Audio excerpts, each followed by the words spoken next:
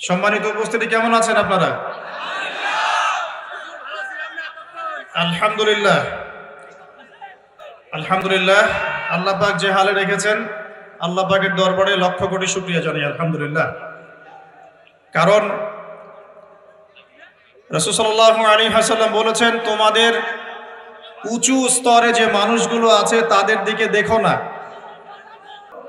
কোনটা বেশি জরুরি? ভিডিও করা বেশি জরুরি, না আলোচনা বোঝা বেশি জরুরি, নাকি শুনে আমল করা বেশি জরুরি? রাসূল সাল্লাল্লাহু আলাইহি ওয়াসাল্লাম যখন বয়ান করতেন, সাহাবীরা কি খাতা কলম নিয়ে তার চিত্র আর্ট করতে বসে যেতেন? আল্লাহ নবী কেমন করে দাঁড়িয়ে আছেন, কেমন করে বসে আছেন, এগুলো ফটোশুট করতেন। তারা হৃদয়ের কান দিয়ে কথাগুলো শুনতেন। কথা ঠিক না বল?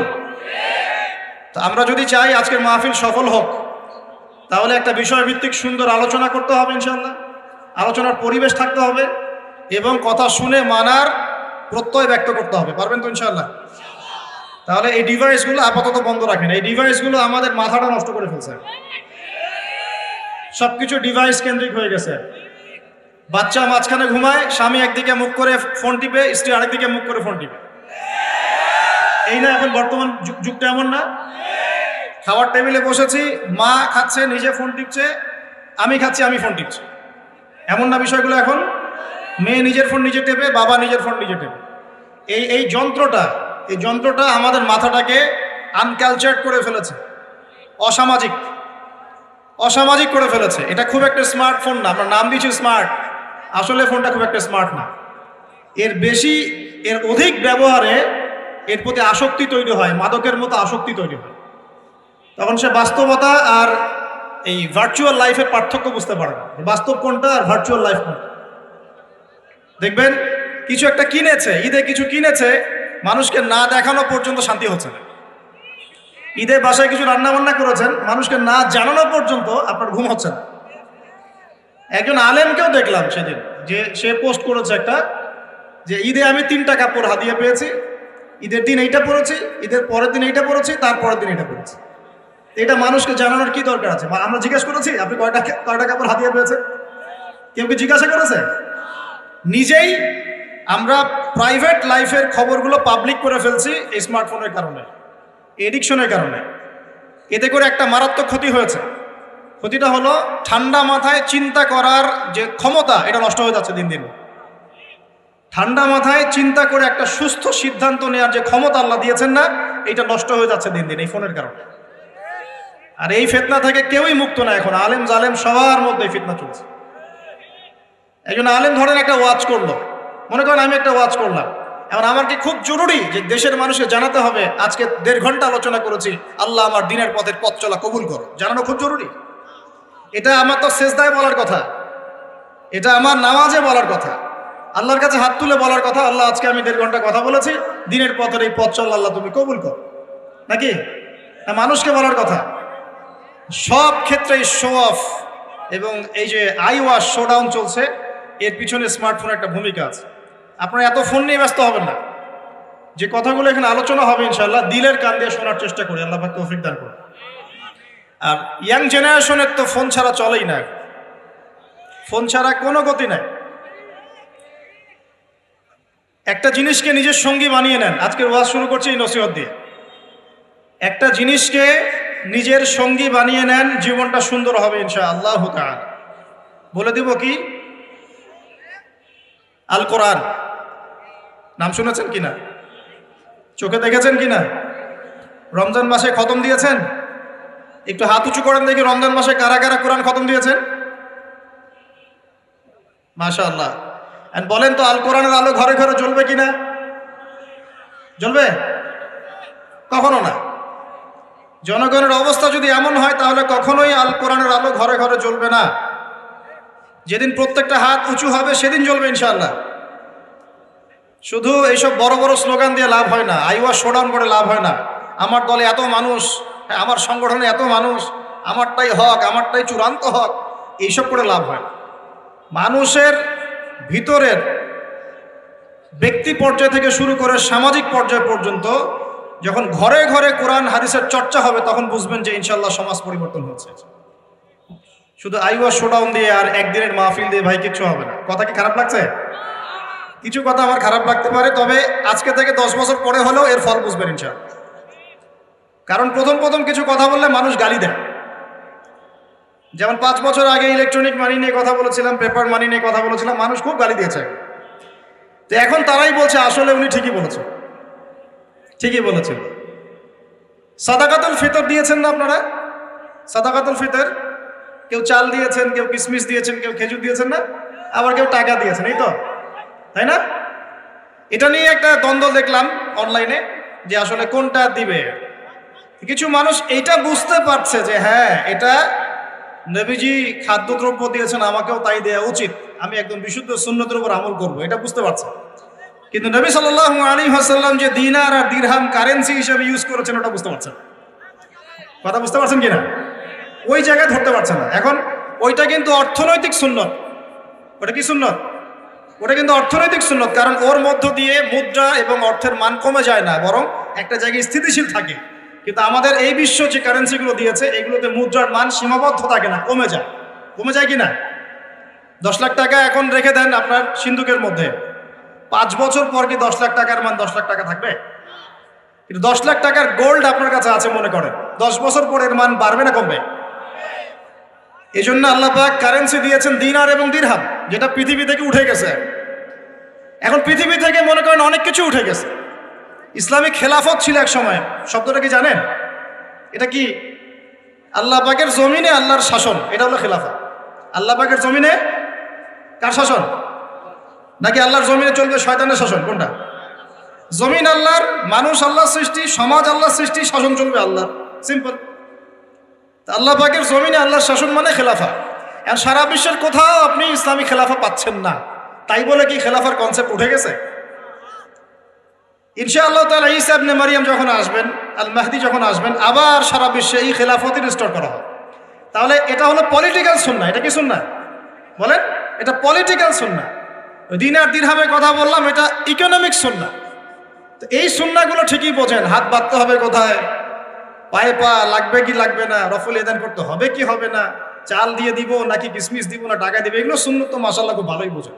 কিন্তু পলিটিক্যাল, ইকোনমিক, সোশ্যাল সুন্নাতগুলো বুঝবেন না। এগুলো কি ইসলামের অংশ না? না ইসলামের বাইরে এগুলো?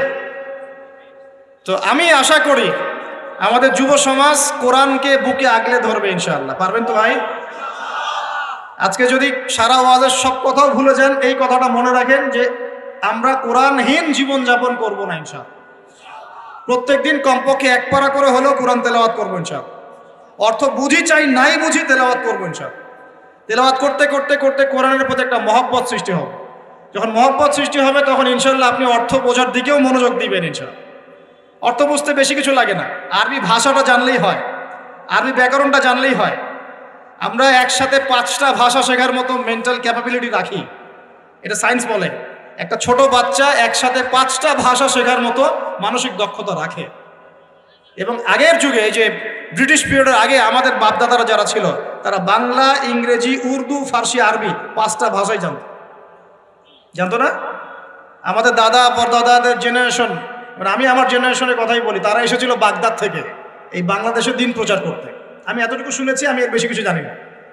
আমি আমার বাবা দাদাদের কাছে শুনেছি তারা এসেছে বাগদাদ থেকে এই ভারতীয় উপমহাদেশে দিন প্রচার করতে। তারা 5টা ল্যাঙ্গুয়েজ জানত, বাংলা, ইংরেজি, উর্দু, ফার্সি এবং একটা কি আরবি। তো আমরা যদি এতগুলো ভাষা জানার মতো দক্ষতা রাখতে পারি, কোরআনের ভাষা আরবি শিখতে পারবো না ভাই? কারা কারা বিসিএস কোচিং করছেন হাত তোলেন দেখি। আপনি করছেন বিসিএস কোচিং? বোঝে নাই মনে হয়, এমনি হাত তুলছে আর কি। আচ্ছা, বিসিএস কোচিং কারা কারা করছেন হাত তোলেন দেখি। কেউ করছেন না? এই তো 1 ভাই আছে, 2 ভাই আছে। মাস্টার্সে কারা কারা পড়ছেন হাত তোলেন দেখি। তো মাশাআল্লাহ। আইএলটিএস করেছেন কারা কারা? আইএলটিএস করেছেন কারা কারা ইংরেজিতে?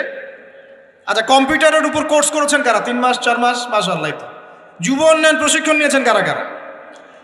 এই যে কোর্সগুলো আপনি করেছেন 6 মাস, 1 বছর, 2 বছর, এগুলোর জন্য আপনি মেহনত করেন নাই? কথা বলেন।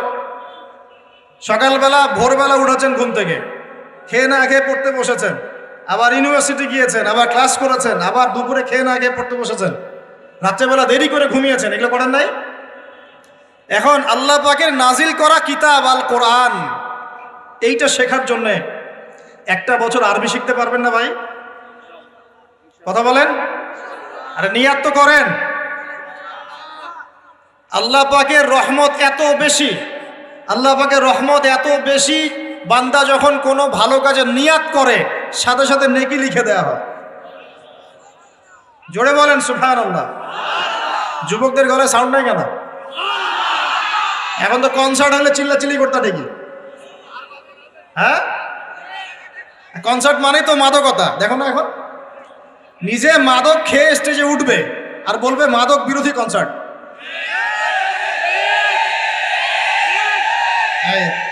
রাগ করলেন নাকি? এগুলো বাস্তবতা না? নিজে মাদক খেয়ে স্টেজে উঠে ওইটা বলে মাদক বিরোধী কনসার্টের আয়োজন করছে। আমি আপনাদেরকে একটু পরে কোরআন সুন্নাহ থেকে বলছি যে আসলে মানুষের পরিবর্তন আসলে সম্ভব কিভাবে। এইসব বোগাস শোডাউন দিয়ে সম্ভব নাকি কোরআন সুন্নাহ দিয়ে সম্ভব? তো এই যে ভাইরা যারা 6 মাস 1 বছর 2 বছর কোর্স করছেন, পড়াশোনা করছেন, আল্লাহর কালাম শেখার জন্য কোরআনের ভাষাটা শিখতে পারবেন কিনা? একটু নিয়াত করেন আমার সাথে, আগামী রমজান আসার আগেই আল কোরআন তেলাওয়াত করা শিখবেন ইনশাআল্লাহ। একদম মদ মাখরাজ তাজবিদের সাথে বিশুদ্ধ করে কোরআন তেলাওয়াত করা শিখবেন ইনশাআল্লাহ। রাজি আছেন? মাত্র 3 মাসের মধ্যে মানুষ কোরআন শিখতে পারে। মাত্র কয় মাস? 3 মাসের মধ্যে মানুষ কোরআন শিখতে পারে, এটা সম্ভব। আর যদি আপনি 2 বছর 2.5 বছর 3 বছর সময় দেন আরবি ভাষার পিছনে, ব্যাকরণের পিছনে, ইনশাআল্লাহ তাআলা আপনি কোরআনের অর্থ করতে পারবেন ইনশাআল্লাহ। কোরআন পড়বেন, অর্থটাও বুঝতে পারবেন ইনশাআল্লাহ। আমরা বহুত দিন নামাজ পড়েছি, নামাজে আমরা 5 ওয়াক্ত নামাজে কোরআন তেলাওয়াত করি, তারাবির নামাজে কোরআন তেলাওয়াত করি। আমাকে একটু বলেন তো সততার সাথে, কয়দিন আপনার চোখ দিয়ে পানি পড়েছে? বলেন, 10 দিন কান্নাকাটি করেছেন কারা কারা? একদিন, অন্তত একদিন কোরআন শুনে কান্নাকাটি করেছেন কারা কারা? আলহামদুলিল্লাহ, হাত নামান। দেখেন, আমরা কোরআন পড়েও কেন চোখ দিয়ে পানি বের হয় না? কারণ কোরআনের যে অর্থ, যে মানে ব্যাখ্যা, ইন্টারপ্রিটেশন, এবং কোরআনের যে ভিতরের অন্তর্নিহিত নিগুড় একটা রহস্য, এইটা আমাদের কলিজার মধ্যে পতিত হয় না। কেন হয় না? কারণ আমি তো ভাষাটা জানি না, আমি তো ভাষা জানি না। আপনার সন্তান বা বাবা মা অসুস্থ, মনে করেন, কথার কথা আল্লাহ না করুক, তো এখন আপনি অজু করে 2 রাকাত নামাজ পড়ে আল্লাহর কাছে দোয়া করছেন যে আল্লাহ, আমার বাবা অসুস্থ, আমার মা অসুস্থ, আমার সন্তান অসুস্থ, আল্লাহ তুমি তাকে শেফায়ে কামেলা দান করো, বলে আমিন। এই কথাটা বলার সময় কি আপনার মনের মধ্যে কোনো আবেগ কাজ করে কি করে না? করে না? চোখ দিয়ে কখনো কখনো পানি বের হয় কি হয় না? অনেকের মা মারা গেছেন, বাবা মারা গেছেন না, তার কবরের সামনে গিয়ে দাঁড়ান, হাত তুলে দোয়া করেন, আপনার মন থেকে কি একটা ফিলিংস আসে কি আসে না? চোখ দিয়ে পানি বের হয় কি হয় না? তাহলে আল্লাহ পাকের কালাম কোরআন পড়ে কেন আমাদের চোখ দিয়ে পানি ঝরছে না? উত্তর কি? উত্তর হচ্ছে কোরআন পড়ে বোঝার মতো আবেগ আপনার অন্তরে তৈরি হচ্ছে না।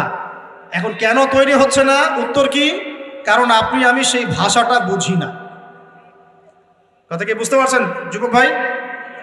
লেকচারগুলো আমার মূলত যুবকদের জন্যই, কারণ বৃদ্ধদেরকে দিয়ে খুব বেশি খেদমত আর হবে না মনে হচ্ছে। হবে? হ্যাঁ,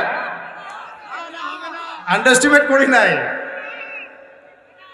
সমাজ পরিবর্তন হয়েছে প্রত্যেক যুগে যুগে যুবকদের হাতে। কাদের হাতে? আর বয়স্ক যারা থাকেন তারা যদি বুদ্ধিমান হন, যুবকদেরকে সঠিক পথে পরিচালিত করেন। আর এখন দেখা যাচ্ছে যৌবনে যে যত বেশি শয়তান ছিল, বার্ধক্যে আরো বড় শয়তান হচ্ছে দিন। যৌবনকালে যে যত বড় যে লেভেলের শয়তান ছিল, বার্ধক্যে আরো বড় লেভেলের শয়তান হচ্ছে। একদম মনে করেন যে বয়স হয়ে গেছে 50-60, তারপরে দুনিয়ার মোহ নেশা যাচ্ছে না। আরো কিভাবে 10টা ফ্ল্যাট, একটা ফ্ল্যাট আছে, আরো কিভাবে আরো একটা হবে। হ্যাঁ, 10 বিঘা জমি আছে, আরো কেমনে 5 বিঘা হবে। এই ব্যবসার এই অবস্থা আরো কেমনে বেশি হয়। সারাদিন দুনিয়া দুনিয়া দুনিয়া নিয়ে। দুনিয়াদার ব্যক্তিদের হাতে কি সমাজ ইসলামিক বিপ্লব হয়? দুনিয়াদার মানুষদের হাত দিয়ে কি ইসলামের বিপ্লব হয়েছে? নাকি আল্লাহ এবং তার রসুলের প্রেমে বা ইশকে পাগল এই মানুষদেরকে দিয়ে দিনের খেদমত হয়? কোনটা বলেন তো? যারা আল্লাহ এবং তার রসুল এবং তার দিনকে মহব্বত করে, এই মানুষদেরকে দিয়ে দিনের খেদমত হয় না? যুবকদের সামনে ভবিষ্যৎ পড়ে আছে এবং এই বাংলার ভবিষ্যৎও তাদের হাতেই আছে। এই বাংলাদেশের ভবিষ্যৎ কাদের হাতে? ইয়াংদের হাতেই। যে যেখানে থাকো না কেন, প্রশাসনে হোক, রাজনীতির মধ্যে হোক, অর্থনীতির মধ্যে হোক, মেডিকেল সেক্টরে হোক, ইঞ্জিনিয়ারিং সেক্টরে হোক, বেসরকারি চাকরি হোক, হ্যাঁ, আলেম ওলামা কেরামদের সেক্টরে হোক, মসজিদে হোক, মিম্বরে হোক, যুবকরা যে যেখানেই যাবেন ইনশাআল্লাহ আল্লাহ এবং তার রাসূলের বিধান মেনে চলবেন ইনশাআল্লাহ। এই কাজটা যদি করতে পারেন সত্যিকার অর্থেই দেখবেন বাংলার মাটিতে দিন কায়েম হয়ে যাবে ইনশাআল্লাহ। এখন আসি মূল কথায়। এতক্ষণ যে কথাগুলো বললাম ওই মোবাইল ফোন থেকে শুরু করে আপনাদের হাতে ধরিয়ে দিলাম, এখন থেকে আর আল কোরআন। স্মার্টফোনের সময় কম, কোরআনের সময় বেশি। রাজি আছে কিনা? স্মার্টফোনের সময় কম, কোরআনের সময় বেশি। রাজি আছেন কিনা? আল্লাহ তৌফিক দান করুন। এবার আসেন আজকের আলোচনার সংক্ষিপ্ত করে দিব। আলোচনা বৃষ্টি যে কোনো সময় বৃষ্টি হতে পারে। আল্লাহ পাক আমাদেরকে আলোচনাটা সুন্দরভাবে শেষ করার তৌফিক দান করুন। আমি আজকে আপনাদেরকে 10টা পয়েন্ট বলবো। কয়টা পয়েন্ট ভাই? টাইটেলটা এভাবে দিবেন, সমাজ পরিবর্তনের জন্যে তাজকিয়া বা আত্মশুদ্ধির গুরুত্ব। কথা বলেন আমার সাথে।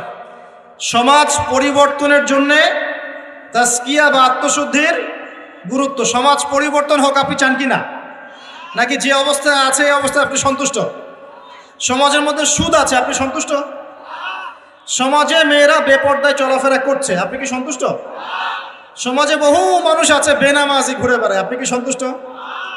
সমাজে বহু যুবক ছেলে পেলে মাদকদ্রব্য সেবন করে, আপনি কি সন্তুষ্ট? সমাজে বহু মেয়ের ইজ্জতহানি হচ্ছে, ইফটিজিং হচ্ছে, ধর্ষণ হচ্ছে, আপনি কি সন্তুষ্ট? সমাজে অনেক মানুষ দুর্নীতি করছে, আপনি কি সন্তুষ্ট?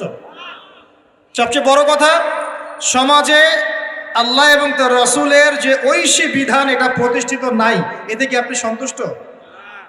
এখন আপনি কি চান যে এই সমাজটা আলোকিত হোক, কোরআন এবং সুন্নাহর আলো সমাজে ছড়িয়ে পড়ুক? এটা কি আপনি চান? এটা আমাদের প্রথম প্রশ্ন, আমরা চাই কি না? আমরা কি চাই? আচ্ছা, তাহলে আল্লাহ রাব্বুল আলামিন কোরআন এবং সুন্নাহর মধ্যে কিছু দিক নির্দেশনা দিয়েছেন। আমি এই পুরো জিনিসটা থেকে 10টা মৌলিক পয়েন্ট আপনার সাথে শেয়ার করব। আমরা যদি সামাজিক পরিবর্তন চাই, সর্বপ্রথম প্রয়োজন হচ্ছে তাজকিয়া বা আত্মশুদ্ধি। এই তাজকিয়া মানে কি ভাই? আমার সাথে কথা বলবেন। আত্মশুদ্ধি। আত্মশুদ্ধি মানে নিজের পরিশুদ্ধি, নিজের পরিশুদ্ধি। দেখুন, রাসূলুল্লাহ সাল্লাল্লাহু আলাইহি ওয়াসাল্লাম যখন সমাজে দাওয়াতি কাজ শুরু করলেন, আল্লাহর নবী কি এমন মানুষ ছিলেন যে খালি কথা বলতেন, নিজে আমল করতেন না? এমন মানুষ ছিলেন না? নিজে যেটা বলতেন সেটা আগে করে দেখাতেন। কোনটা বলেন তো? নিজে যেটা বলতেন সেটা করে দেখাতেন। আমরা নামাজ পড়ি কয় ওয়াক্ত? 5 ওয়াক্ত। নবীজি নামাজ পড়তেন কয় ওয়াক্ত জানেন? 8 ওয়াক্ত। কয় ওয়াক্ত? এটা তো নতুন শুনলেন মনে হয়। 5 ওয়াক্ত নামাজ তো তিনি পড়তেনই, তার পাশাপাশি পড়তেন তাহাজ্জুদ। 5 আর আগে কত হলো? 6। এরপরে পড়তেন ইশরাকের নামাজ, কত হলো? 7। এরপরে পড়তেন চাষ্টের নামাজ, সালাতুদ দুহা, কত হলো? যে মানুষটার আগের কোনো গুনাহ নাই, পরেও কোনো গুনাহ নাই, যে মানুষটা পবিত্র, যার আমল নামায় কোনো গুনাহই নাই, যে মানুষটাকে আল্লাহ বাছাই করেছেন সমাজ পরিবর্তনের জন্য, মানুষকে দিন শেখানোর জন্য, পথ ভোলা মানুষগুলোকে জান্নাতের পথে আনার জন্য, সেই মানুষ নিজে অন্যকে বলছেন 5 ওয়াক্ত নামাজ পড়ো, নিজে পড়ছেন 8 ওয়াক্ত। তার মানে এখান থেকে আপনাকে বোঝাতে চাইলাম, সমাজ পরিবর্তন করতে হলে যারা এই কাজ করতে চাবেন তাদের নিজেকে আগে পরিশুদ্ধ হতে হবে, অন্যের চাইতে বেশি আল্লাহওয়ালা হতে হবে। আল্লাহ পাক তৌফিক দান করুন। তাজকিয়া মানে হলো আত্মশুদ্ধি। আত্মশুদ্ধি সম্পর্কে আল্লাহ পাক বলেন বিসমিল্লাহির রহমানির রহিম, আল্লাহ বলেন কদ আফলাহা মান যাক্কাহা। যে ব্যক্তি আত্মশুদ্ধি অর্জন করেছে সে সফল হয়ে গেছে। বলেন সুবহানাল্লাহ। যে ব্যক্তি আত্মশুদ্ধি অর্জন করতে পেরেছে সে সফল হয়ে গেছে। ওয়াকাদ খাবা মান দাসাহা। আর যে ব্যক্তি আত্মশুদ্ধি অর্জন করতে পারে নাই সে ব্যক্তি ধ্বংস হয়ে গেল। বলি নাউজুবিল্লাহ। আত্মশুদ্ধি মানে আত্মার পরিশুদ্ধি।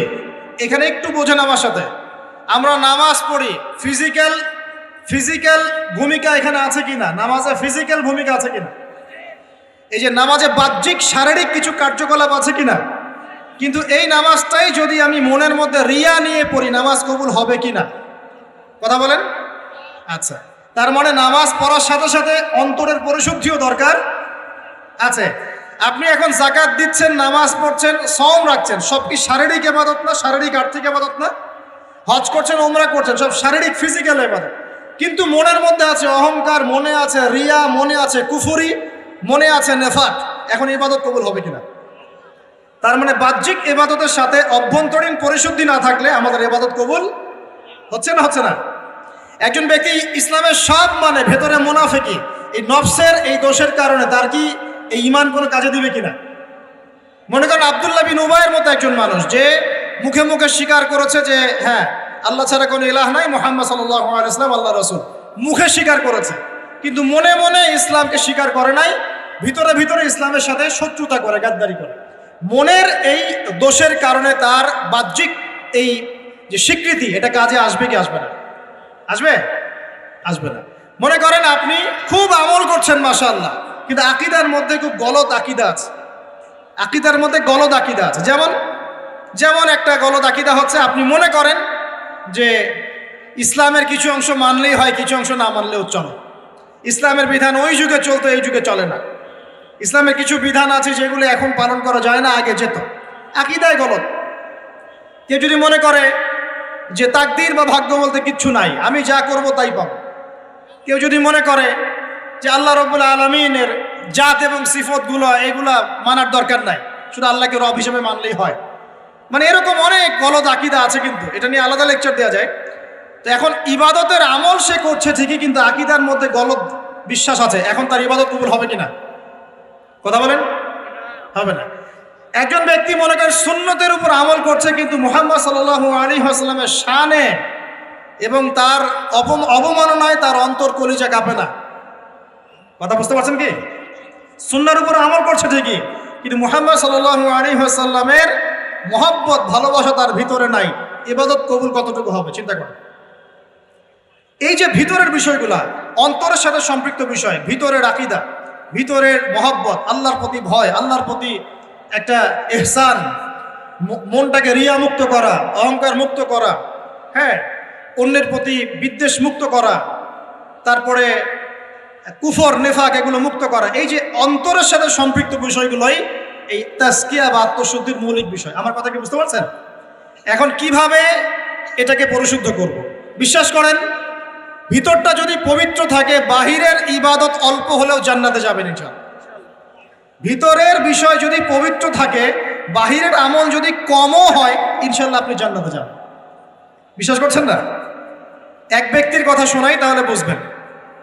এক ব্যক্তি বনু ইসরাইলের, সে এত বেশি পাপ করেছিল যে তার সন্তানদেরকে বলেছে আমার মৃত্যুর পরে আমার লাশটাকে পুড়িয়ে ফেলবে, ছাইগুলো অর্ধেক বাতাসে ভাসিয়ে দিবে, অর্ধেক ছাই সমুদ্রে ভাসিয়ে দিবে।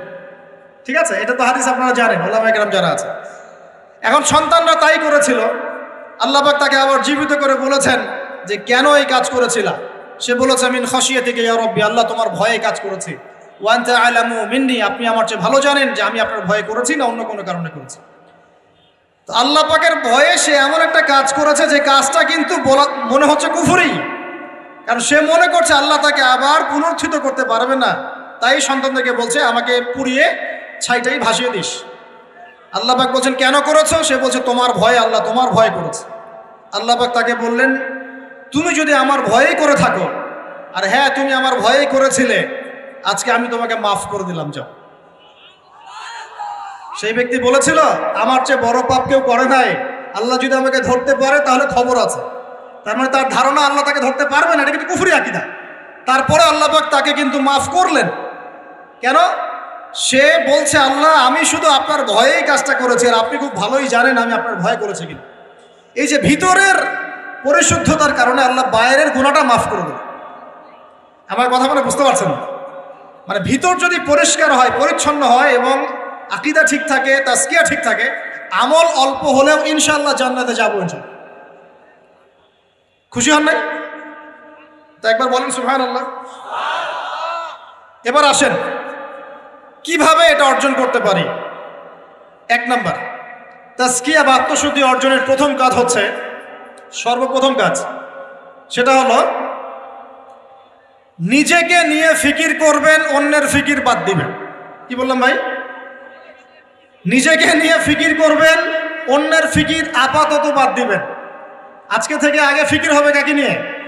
নিজেকে নিয়ে। আমি দলিল দিচ্ছি, এমনি কথা বলছি না। আল্লাহ পাক বলছেন সূরা মাইদা আয়াত নাম্বার 105, সূরা মাইদা আয়াত নাম্বার 105, আল্লাহ পাক বলছেন ইয়া আইয়ুহাল্লাযীনা আমানু, হে মুমিনগণ, আলাইকুম আনফুসাকুম লা ইয়াদুররু মান দাল্লা ইন ইহতাদাইতুম ইলাল্লাহি মারজিউকুম জামিআন ফায়ুনাব্বিউকুম বিমা কুনতুম তা'মালুন। আল্লাহ পাক বলছেন হে মুমিনগণ, হে তোমরা যারা ঈমান এনেছো, আলাইকুম আনফুসাকুম, আগে তোমরা নিজেরা নিজেদের নফসের খবর নাও। কি বলছেন আল্লাহ পাক? নিজেরা নিজেদের নফসের খবর নাও। লা ইয়াদুররু মান দাল্লা ইন ইহতাদাইতুম, কেউ যদি পথভ্রষ্ট হয়ে যায় এতে তোমার কোনো ক্ষতি নাই, আগে নিজের খবর নাও, নিজের নফসের খবর। তাহলে প্রথম কাজ কি ভাই? আমার সাথে বলেন। এবার নিজের নফসের একটু খবর নেই ভাই, আমার সাথে বলেন দেখি কার কার বয়স এখানে 20 বছর ক্রস করেছে? হাত তোলেন, হাত নামান। এবার কার কার বয়স 30 বছর ক্রস করেছে? কার কার বয়স 40-50 ক্রস করেছে? আচ্ছা, এবার হাত নামান। এবার আজকে বাসায় গিয়ে ঠান্ডা মাথায় আমার এই কথাটা শুনবেন। জাদনান ভাই ঢাকা থেকে 6 ঘন্টা জার্নি করে আসছিল, আইসা আমার এই কথাটা বইলা গেছে। কি বলছে? এই যে 30 বছর, 20 বছর, 40-50 বছর আপনার জীবন থেকে চলে গেছে, একটু চোখ বন্ধ করে আজকে বাসায় গিয়ে আপনি চিন্তা করবেন নিজের নফসের খবর কিভাবে নেবেন সেটা বলছি। চিন্তা করবেন যে এই 40 বছরে, 30 বছরে আপনি 30 দিন জামাতের সাথে নামাজ পড়েছেন কিনা। মন খারাপ করলেন? আত্মশুদ্ধি এবং আত্মসমালোচনা এভাবেই করতে হয়। চিন্তা করবেন 30টা রোজা যে আমার জীবনে চলে গেল, আমি সব বছর প্রত্যেকটা রোজা রেখেছিলাম কি না। চিন্তা করবেন এই 30 বছরে আপনি, বেশি না ভাই, 30টা সূরা পড়েছেন কিনা, 30 দিন কোরআন নিয়ে বসেছেন কিনা, 30টা আয়াত আপনি মুখস্থ করেছেন কিনা। 30টা আয়াত, মাত্র 30টা আয়াত, যেমন আলহামদুলিল্লাহি রাব্বিল আলামিন, আর রহমানির রহিম, মালিকি ইয়াউমিদ্দিন, এভাবে 30টা আয়াত আপনি মুখস্থ করেছেন কিনা, মাত্র 30টা। চিন্তা করবেন ঠান্ডা মাথায় 30টা হাদিস নবীজির পড়েছিলেন কিনা সারা জীবন, 30 দিন দান সৎকা করেছেন কিনা, মানুষকে সৎ কাজে আদেশ করেছেন কিনা, একটু আল্লাহর রাস্তায় সময় দিয়েছিলেন কিনা, মানুষকে অসৎ কাজে বাধা দিয়েছিলেন কিনা, দিন প্রচারের জন্য কিছু একটা করেছিলেন কিনা, একটা বই লিখেছিলেন কিনা, একটা লেকচার দিয়েছিলেন কিনা, মিম্বরে দাঁড়িয়ে একটা খুতবা দিয়েছিলেন কিনা, একটা হালাকায় বসে মানুষকে কিছু ভালো নসিহত করেছিলেন কিনা, মিসকিনকে খাইয়েছিলেন কিনা, এতিমখানায় 30টা টাকা দান করেছিলেন কিনা, মসজিদ মাদ্রাসায় দিনের খেদমতের জন্য কিছু করেছিলেন কিনা।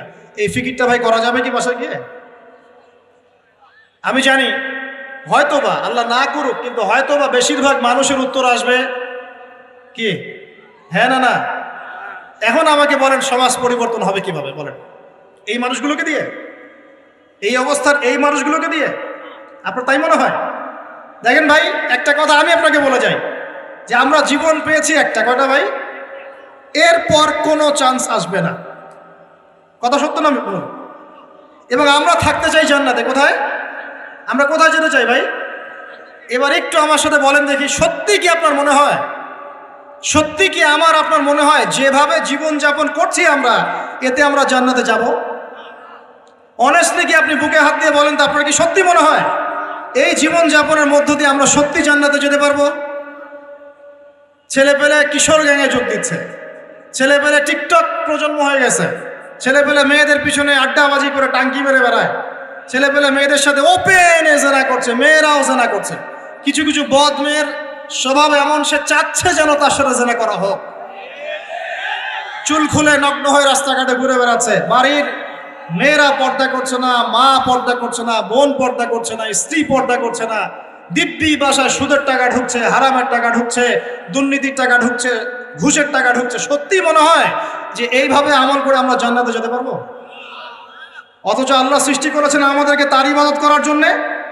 এই দুনিয়ার জীবনের সংক্ষিপ্ত হায়াত দিয়েছেন, মৌতের পর হয় জান্নাত, তাহলে জাহান্নাম, আর কোনো বিকল্প অপশন নাই। তাহলে ভাই আত্মশুদ্ধির দরকার নাই? তাহলে আজকে বাসায় গিয়ে এই ফিকিরটা করা যাবে? আমিও করবো ইনশাল্লাহ, আপনিও করেন। আমি নিজেও করবো ইনশাল্লাহ, আপনিও করবেন, যে এই 30-40 বছর আমরা করলামটা কি। পারা যাবে ইনশাল্লাহ ভাই? এই চিন্তা যদি আপনার রাতের ঘুমটা আজকে হারাম করে ফেলায়, কালকে থেকে ইনশাল্লাহ এই ছেলেগুলোকে দিয়ে সমাজ সংস্কার হবে, ইসলাম প্রতিষ্ঠা হবে ইনশাল্লাহ। কি যুবক ভাইরা, হবে না ইনশাল্লাহ? আল্লাহ পাক কবুল করুন, বলি আমিন। 1 নাম্বার, নিজের চরকায় তেল দেওয়া। অন্যের কথা পরে, কে কি করে, নামাজ পড়ে কিনা, কে কি বলে লেকচারে, কার কি সমালোচনা করে, সব বাদ। আগে নিজের চিন্তা করব। আলাইকুম আনফুসাকুম, নিজের নফসের খবর নাও বাস। এখন দেখলাম নিজের নফসের খবর ভালো না, তাহলে কি করণীয়? করণীয় হচ্ছে এই ফজরের ওয়াক্ত থেকে শুরু হবে। কালকের অপেক্ষা করব না, ফজরের ওয়াক্ত থেকে শুরু হবে। আমরা উঠবো তাহাজ্জুদে ইনশাআল্লাহ, রাজি আছি? সুন্দর মতো ওযু করবো ইনশাআল্লাহ। ওযু করে কমপক্ষে 2 রাকাত নামাজ পড়বো ইনশাআল্লাহ। পরে আল্লাহর কাছে চোখের পানি ছেড়ে দিব, দিয়ে বলবো, আল্লাহ সারা জীবন যা করেছে আল্লাহ তুমি মাফ করে দাও। কি আমিন বলেন? আরে আজিব এলাকায় আসলাম রে ভাই, আপনাদের কোনো জাজবা নাই নাকি, চেতনা নাই নাকি? আমিন বলেন, আল্লাহ মাফ করে দেখ। এখন তো দোয়া কবুলের সময়, এখন যে দোয়া করবেন কবুল হবে ইনশাআল্লাহ, বিশ্বাস করছেন না? আমরা দোয়া করি অবিবাহিত যুবকদের আল্লাহ বিয়ের ব্যবস্থা করে দাও।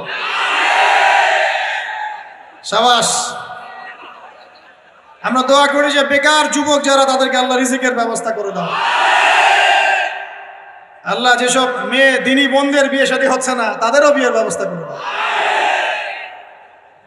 আল্লাহ পাক যুবক ভাইদেরকে দ্বীনের জ্ঞান অর্জনের তৌফিক দান করো। সামনে হজের মৌসুম আসতেছে, অনেকে হজে যাবে ইনশাআল্লাহ, আমাদেরকেও যাওয়ার তৌফিক আল্লাহ দান করো। আল্লাহ রাব্বুল আলামিন আমাদের যুবক ভাইদেরকে আগামী দিনে বাংলার জমিনে দ্বীন কায়েমের জন্য কবুল করে দেন, আমিন। উলামায়ে কেরামের মধ্যে আল্লাহ মহব্বত বাড়ায় দেন। দলে দলে বিভক্তিগুলো বন্ধ করেন। দলে দলে বিভক্তি শুনলে আবার গা জ্বলা শুরু করে। এই জন্য অনেকে আমাকে একটু রাগ করেন আমার সাথে, এসে আমার সাথে দলীয় পরিচয় দিবেন না, আমি অমুক দল করি, আমি তমুক দল করি। দলে দলে তা বিভক্ত করে উম্মাটাকে বিভক্ত করে রেখে দিয়েছে নাকি, হাজার হাজার ফেরকায় বিভক্ত করে রেখে দিয়েছে।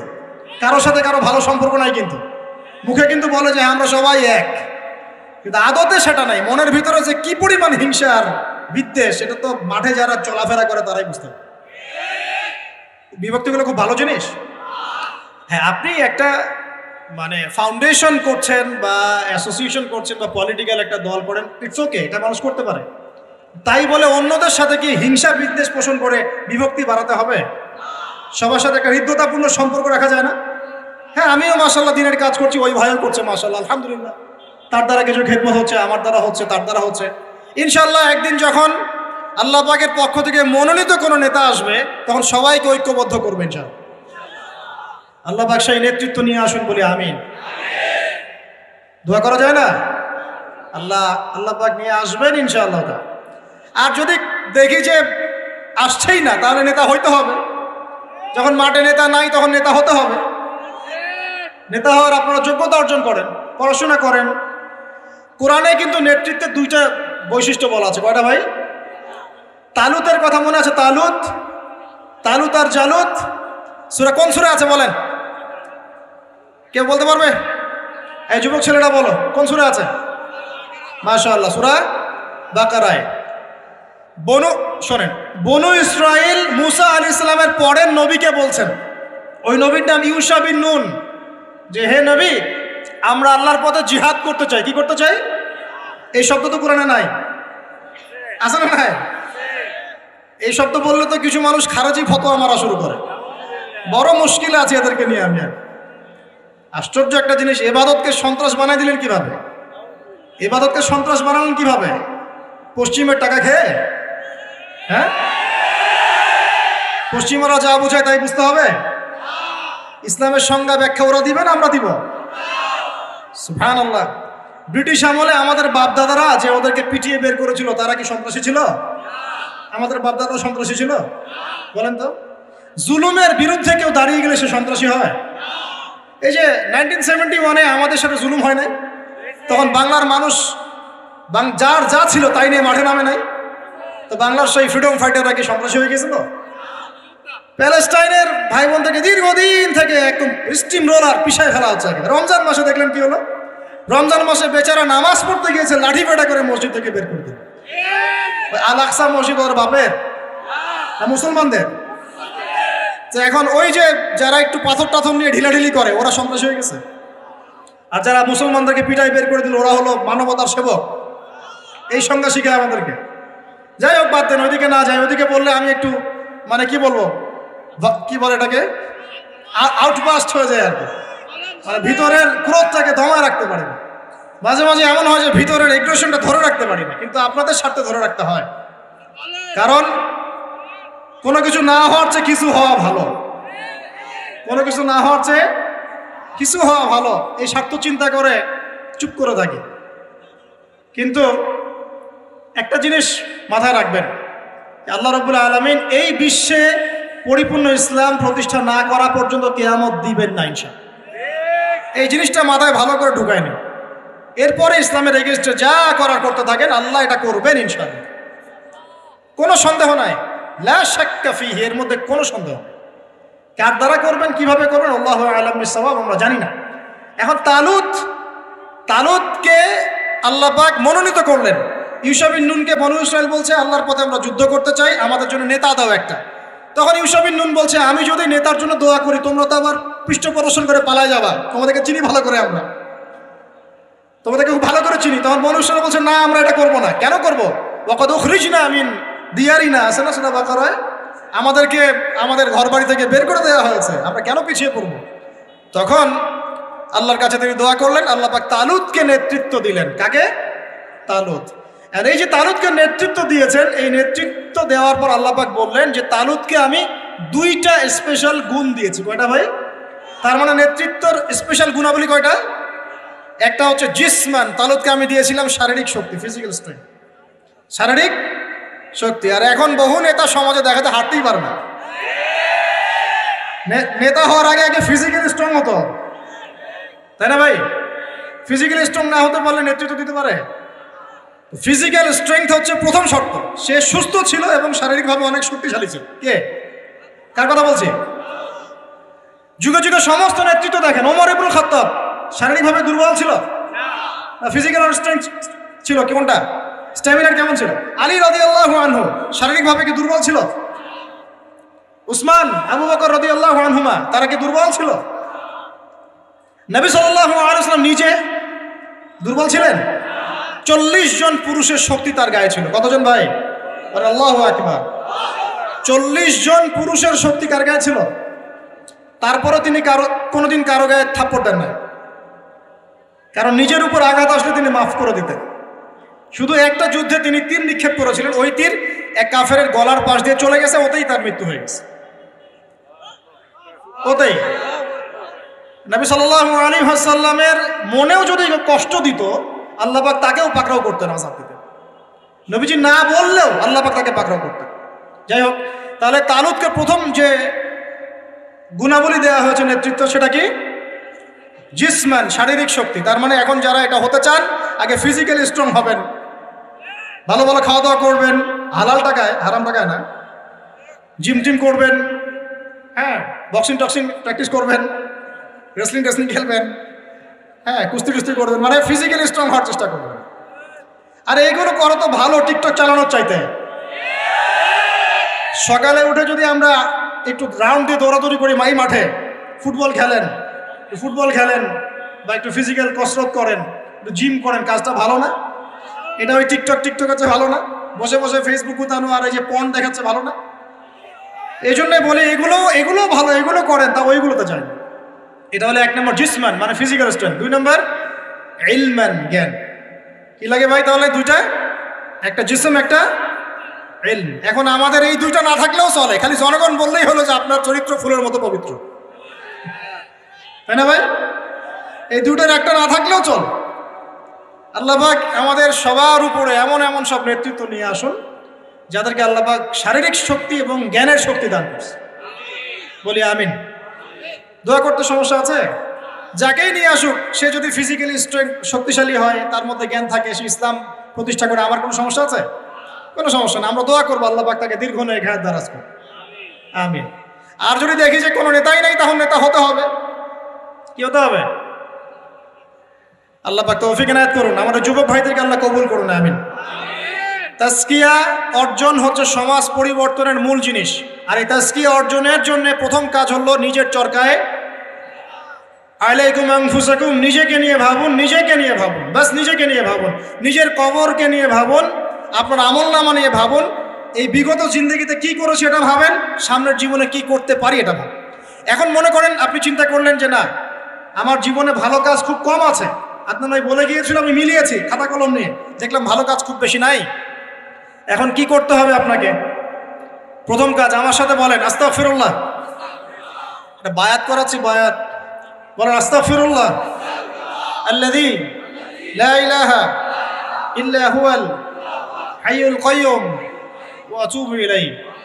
আল্লাহ, আমরা বিগত জীবনে যে পাপগুলোই করেছি আল্লাহ আমাদেরকে মাফ করে দিন, এবং আগামী পুরো জীবনে আমাদেরকে কোরআন সুন্নাহ মেনে চলার তৌফিক দান। পারা যাবে ইনশাআল্লাহ? এখন থেকে আর 5 ওয়াক্ত নামাজ ছাড়বো না ইনশাআল্লাহ, রাজি আছি? সম্ভব হলে জামাতে পড়বো, যদি জামাত কোনো কারণে পড়া পসিবল না হয় অন্তত পক্ষে বাসায় পড়বো ইনশাআল্লাহ। প্রতিদিন 5 টাকা 10 টাকা হলেও দান খয়রাত করবো ইনশাআল্লাহ।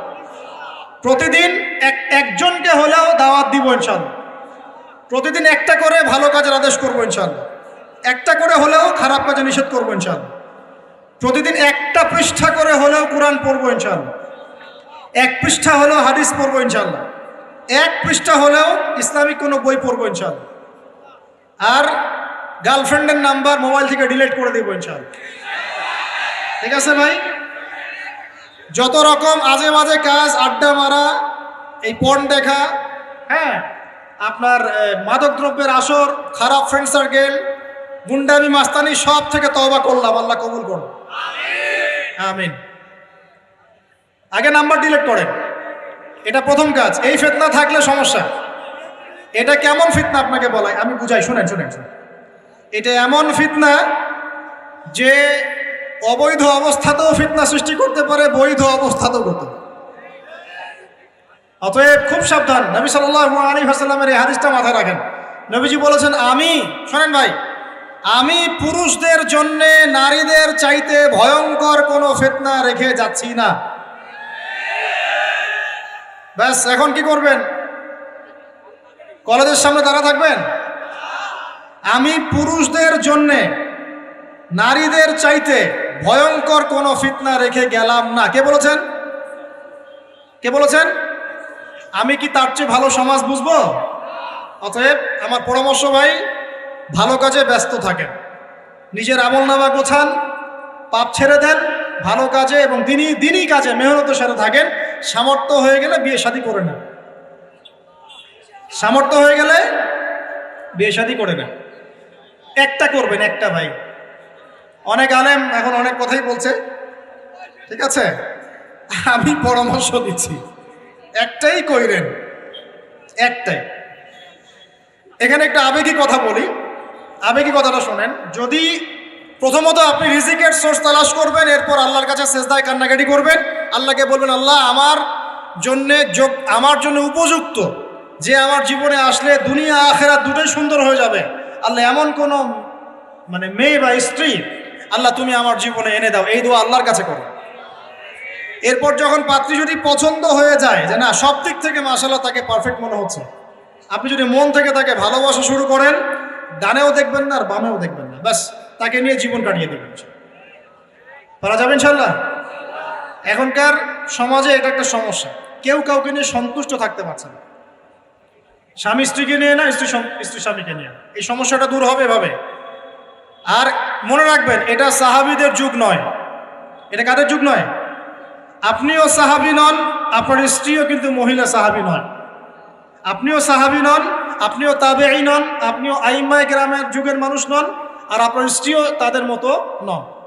অতএব আমার আপনার মধ্যে যেমন 1000টা ত্রুটি থাকতে পারে, তার মধ্যেও থাকবে। অতএব এটাকে একটু সবরের সাথে মার্জনা করে করে চলতে হবে। আল্লাহ পাক তৌফিক দান করুন।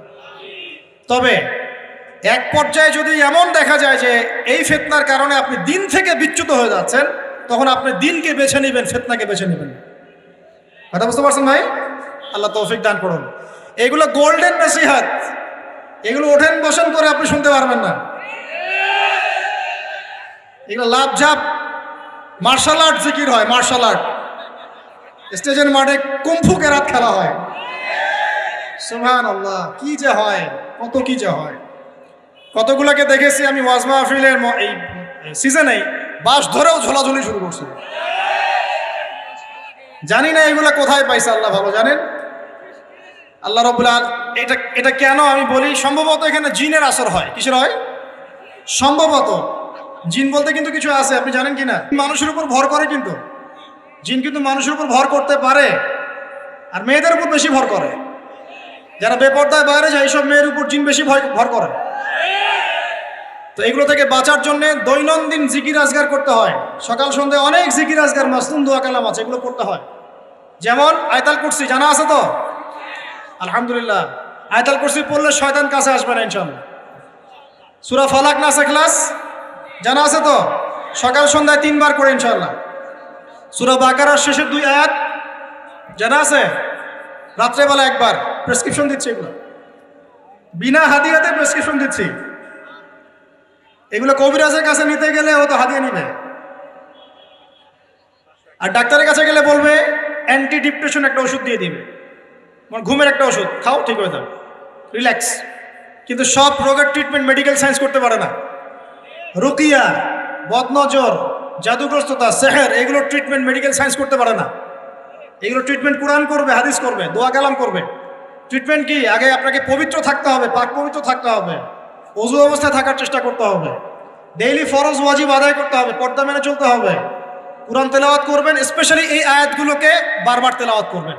সূরা ফালাক, সূরা নাস, সূরা ইখলাস, আয়াতুল কুরসি, সূরা বাকারা শেষের 2 আয়াত, সূরা হাশরের শেষের 3 আয়াত।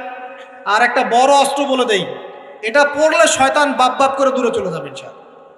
দাজ্জালও যদি আসে সেও দূরে চলে যাবে ইনশাআল্লাহ। বলে দিব সূরা কাহফ এর প্রথম 10 আয়াত। সূরা কাহফের যত বড় জিন শয়তান হোক না কেন, ইবলিসের বাপও যদি আসে, সূরা কাহফের 10 আয়াত পড়বেন, সে দূরে চলে যাবে। বিশ্বাস করছেন না? ইভেন এই যে করোনা ভাইরাস চলেছিল না মাঝখানে, ওই সময় কিন্তু আমরা দেশে সফর করেছি। লক্ষ বলবো না, বেশি হয়ে যাবে, হাজার হাজার মানুষের সাথে মোসাফা করেছি। এই যে এখানে আসলাম, অনেকে মোসাফা করলেন, যাওয়ার সময় করবেন কি না? এই যে বললো যে হাত মিলানো যাবে না, বললো না কয়দিন আগে? সবার মুখে পট্টি থাকবে, হাত মেলানো যাবে না, তাই না? করোনার সময় আমরা এভাবে করেছি। একদিনও জ্বর হয়নি, আলহামদুলিল্লাহ। কিছু করেছি আর করি নাই, প্রতিদিন সূরা কাহফের 10 আয়াত পড়েছি। নিজের কথা বললাম, এরকম কাজ হয় তো? প্রতিদিন সূরা কাহফের 10 আয়াত পড়েছি। আমি বলছি না এটাই পড়েন, এটাই পড়া সুন্নত, এটা বলছি না। ব্যক্তিগতভাবে এটার উপর আমল করেছিলাম, আলহামদুলিল্লাহ, আল্লাহ পাক হেফাজত করেছে। অনেকে সূরা ওয়াকিয়া তেলাওয়াত করেন রাত্রেবেলা। সূরা ওয়াকিয়া তেলাওয়াত করার বদলতে রিজিক বাড়ে, রিজিক প্রশস্ত হয়। অনেকে আত্মীয়তার সম্পর্ক বজায় রাখেন, রিজিক প্রশস্ত হয়। অনেকে চাশতের নামাজ পড়েন, ওই যে 2 রাকাত সালাতুদ দুহা আদায় করেন, এর বদলতে দেখা যায় রিজিক প্রশস্ত হয়। অনেকে ওযু অবস্থায় থাকেন, রিজিক প্রশস্ত হয়। এক এক মানুষকে আল্লাহ এক একটা আমলের ওসিলায় আল্লাহ পাক তার মঞ্জিল মাকসুদে পৌঁছায় দেন। আলহামদুলিল্লাহ। তো আলহামদুলিল্লাহ, এটা একটা অস্ত্র। আল্লাহ পাক আপনাদের সবাইকে সূরা কাহফের উপর আমল করার তৌফিক দান করুন, আমিন। তো প্রিয় ভাই, শেষ করতে হবে, লম্বা করব না, আস্তে আস্তে গুড়িয়ে নিচ্ছি। 1 নাম্বার কি কাজ আত্মশুদ্ধি অর্জনের জন্য ভাই? নিজের চরকায়, মানে নিজের নফসের খবর নিব, অন্যের কথা পড়ে আগে নিজে 5 ওয়াক্ত নামাজ পড়ব, নিজে রোজা রাখবো, নিজে যাকাত দিব, নিজে ইসলামের উপর প্রতিষ্ঠা থাকবো ইনশাআল্লাহ। এটা 1 নাম্বার। 2 নাম্বার, তাজকিয়া অর্জনের 2 নাম্বার কাজ হচ্ছে নিজের পরিবারে ইসলাম প্রতিষ্ঠা করা। কি বললাম বলেন? কেন বললাম? কারণ নিজের পরিবারে যদি ইসলাম প্রতিষ্ঠা না করতে পারি, অন্যের মূর্খতা এবং অনইসলামিক কাজের কারণে আমি ইফেক্টেড হয়ে যাব। তাই নিজের পরিবারের মধ্যে ইসলাম প্রতিষ্ঠা করার চেষ্টা করতে হবে। আল্লাহ পাক তৌফিক দান করুন, বলি আমিন। আল্লাহ পাক সূরা তাহরিমের 6 নম্বর আয়াতে বলেছেন যে কু আনফুসাকুম, নিজে জাহান্নামের আগুন থেকে বাঁচো, ওয়া আহলিকুম নারা, তোমার পরিবারকে জাহান্নামের আগুন থেকে বাঁচাও। পরিবার আছে কার কার? হাত তুলেন দেখি। মাশাআল্লাহ, সবারই তো আছে। পরিবার মানে কি? স্ত্রী সন্তান কার কার আছে? হাত তুলেন। আচ্ছা, হাত নামান। দেখেন, বাবা মা এগুলো পরিবারের অন্তর্ভুক্ত বিষয়, কিন্তু বাবাকে আপনি শাসন করতে পারবেন না, মাকে আপনি শাসন করতে পারবেন না, তাকে আপনি নসিহত করতে পারবেন, দাওয়াত দিতে পারবেন। আর আপনার আন্ডারে যারা আছে, আপনার স্ত্রী, আপনার সন্তান, এরা হচ্ছে পরিবারের অন্তর্ভুক্ত, আপনার কাছের, এদের উপর আপনি শাসন চালাতে পারবেন। অতএব যাদের পরিবার আছে, পরিবারের মধ্যে ইসলাম প্রতিষ্ঠা করার চেষ্টা করে, আল্লাহ পাক তৌফিক দান করেন। একটু বসেন ভাই, বিশৃঙ্খলা করেন না, আমরা গুটিয়ে নিচ্ছি, এখনই গুটিয়ে নিচ্ছি। আর কিছু প্রশ্ন আছে, দিয়ে শেষ করব। 3 নাম্বার কাজ, আমার সাথে মনোযোগ দেন ভাই। 3 নাম্বার কাজ হচ্ছে নিয়মিত কোরআন তেলাওয়াত করা। নিয়মিত কোরআন তেলাওয়াত করা। আমার সাথে একটু ওয়াদা করেন তো ভাই, ডেইলি কমপক্ষে 1 ঘন্টা কোরআন তেলাওয়াত করবো ইনশাল্লাহ। পারা যাবে? সবার বাসায় কোরআন আছে তো নাকি? কোরআন পড়তে পারি তো নাকি? যারা পারি না, আজকে নিয়াত করব, মসজিদের হুজুর আছে, ইমাম সাহেব আছে, মাদ্রাসার শিক্ষক আছেন, গিয়ে আপনি কোরআন পড়া শিখবেন ইনশাল্লাহ। পারা যাবে ইনশাল্লাহ? কোরআন তেলাওয়াত করা না শিখেন, আল্লাহর ওয়াস্তে কোরআন তেলাওয়াত করা না শিখে মৃত্যুবরণ করেন না। আল্লাহর ওয়াস্তে আল্লাহকে কি মুখ দেখাবেন আর নবীকে কি মুখ দেখাবেন চিন্তা করবেন। কোরআন আল্লাহ নাজিল করেছেন কেন? আমাদের জন্য, গরু ছাগলের জন্য? কাদের জন্য? মানুষের জন্য না গরু ছাগলের জন্য? গরু ছাগলের হিসেব আছে? কার কার হিসেব হবে? মানুষ আর জিন। মৃত্যু আমাদেরকে বরণ করতে হবে, কবরে যেতে হবে আমাদেরকে, পুলসিরাত আমাদেরকে পার হতে হবে, কোরআন মানতে হবে আমাদেরকে। সেই আমরা যদি কোরআন তেলাওয়াত করা না শিখি ভাই, হবে? বিষয়টা হবে? আল্লাহ পাক আমাদের সবাইকে কোরআন তেলাওয়াত শেখার তৌফিক দান করুন। এখানে আমি অনেক বেশি জোর দিই, কারণ কি জানেন? কোরআন তেলাওয়াত শেখাটাই এবং নিয়মিত তেলাওয়াত করাটাই আপনার মনে ইসলামের প্রতি মহব্বত সৃষ্টি করবে ইনশাআল্লাহ। এরপরে আপনি ইসলামের জন্য জীবনও দিতে পারবেন ইনশাআল্লাহ। কিন্তু এই অবস্থায় পারবেন না। এই অবস্থায় একটা দাবরানি খালি উল্টা দিকে দৌড় দেওয়া শুরু করবে। এখন পারবেন না। এখন বলতে পারবেন হ্যাঁ, নারায়ে তাকবীর, আল্লাহু আকবার, চলো রে, বাস। যখন মাঠে নামবেন, ওই দিক থেকে যখন কাউন্টার অ্যাটাক আসবে, দেখবেন নাই, আপনি শেষ। অতএব কোরআনের চর্চা, তেলাওয়াত বেশি বেশি বাড়াতে হবে। আল্লাহ তৌফিক দান করুন। 3 নাম্বার। 4 নাম্বার ভাই, দৈনন্দিন জিকির আজগারগুলো ছাড়বো না ইনশাআল্লাহ। দৈনন্দিন জিকির আজগার ছাড়বো না। কেমন? দৈনন্দিন 100 বার বলবো সুবহানাল্লাহ। পারা যাবে? 100 বার সুবহানাল্লাহ বললে 1000 নেকি হবে ইনশাআল্লাহ। দৈনন্দিন 100 বার বলবো আস্তাগফিরুল্লাহ ওয়া আতুবু ইলাইহি। পারবো তো ইনশাআল্লাহ? দৈনন্দিন কমপক্ষে সকালে 10 বার, সন্ধ্যায় 10 বার দরুদ ইব্রাহিম পড়বো ইনশাআল্লাহ। পারবো? দৈনন্দিন পড়বো সুবহানাল্লাহি ওয়া বিহামদিহি সুবহানাল্লাহিল আযীম। পারা যাবে? দৈনন্দিন পড়বো লা হাওলা ওয়ালা কুওয়াতা ইল্লা বিল্লাহ। পারবো? ডেইলি পড়বো লা ইলাহা ইল্লাল্লাহ ওয়াহদাহু লা শারীকা লাহ লাহুল মুলকু ওয়া লাহুল হামদ ওয়া হুয়া আলা কুল্লি শাইইন কাদির। পারা যাবে?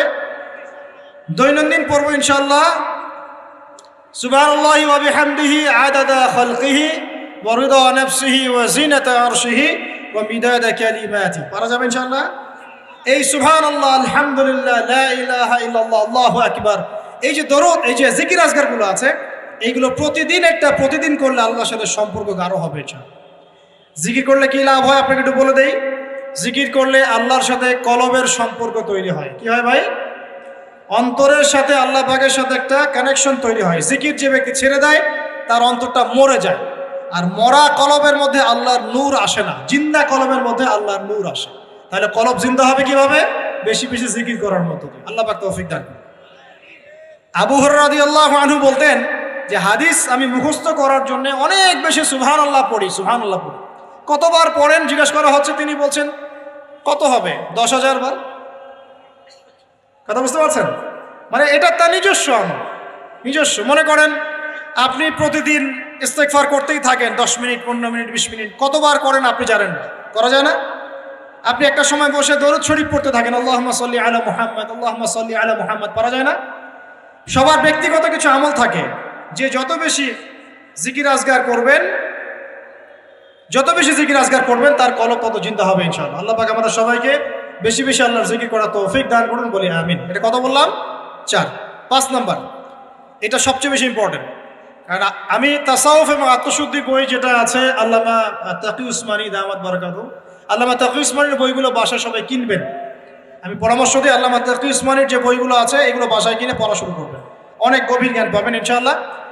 তো তার তাসাউফ আত্মশুদ্ধি বইয়ের মধ্যে তিনি এনেছেন যে অনেক বড় বড় বুজুর্গানে দিন, তারা তাজকিয়ার জন্য এই আমলটাকে বেশি গুরুত্ব দিতেন। সেটা হলো আল্লাহর কাছে বেশি বেশি দোয়া করা। কি করা ভাই? বেশি বেশি দোয়া করা, মানে চলতে ফিরতে দোয়া করতে থাকতেন। কেমন? যেমন ধরেন যে এমনও বুজুর্গ ছিলেন, আলেমে দ্বীন ছিলেন, যারা রাস্তায় হাঁটছেন, বাজারে যাচ্ছেন, বাজারে যাওয়ার সময় আল্লাহকে বলছেন, আল্লাহ বাজারে যাচ্ছে, বাজারে আমার কেনাকাটা যেন সহজ হয়। আমরা কি বাজারে যাওয়ার সময় এরকম কথা বলি? বাসায় ঢুকছেন, বলছেন আল্লাহ বাসায় ঢুকছি, বাসার পরিবেশটা যেন ভালো থাকে, এখানে যেন গিয়ে কোনো বিপদের খবর না শুনি। আল্লাহ আমি মানে ব্যবসায় যাচ্ছি, আজকের ব্যবসাটা আল্লাহ যেন সুন্দর হয়, ভালো হয়। মানে প্রতিটা কাজেই তারা দোয়া করতে থাকতেন। বুঝতে পারছেন না কথা?